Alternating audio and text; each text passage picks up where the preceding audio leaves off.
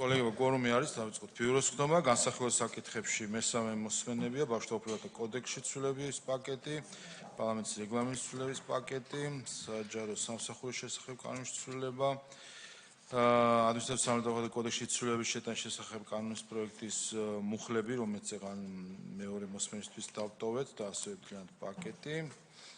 მესამე მოსმენით და სისხლის სამართლის კოდექსში ცვლილების შეტანის შესახებ მესამე მოსმენით. რაც შეეხება საორგანიზაციო საკითხებს, ცნობად ვიღებთ ქართული წრეების მომართვას პარლამენტის წევრის გრიგოლ აბესაძის ფრაქციაში გაწევრიანების შესახებ, ასევე ცნობად ვიღებთ ინფორმაციას პარლამენტის წევრების ილია ინჯას, ვალამ ლიპარტელიანის და ნიკა ელისაშვილის ფრაქციიდან გასვლის შესახებ. ამას გარდა საპარლამენტო უმრავლესობის მომართვა რეგისტრაციაში ტარდება საპარლამენტო უმრავლესობის განახლებული სია შესაბამისად.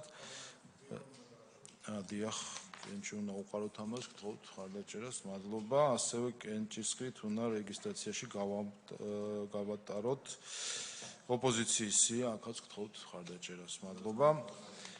ასევე ინფორმაციისთვის არის დიასპორის კომიტეტის საქმიანობის ანგარიში, სამოქმედო გეგმა და ასევე დელეგაციის ანგარიში ბატონ ირაკლი ქადაგიშვილის მხრიდან წარმოდგენილი.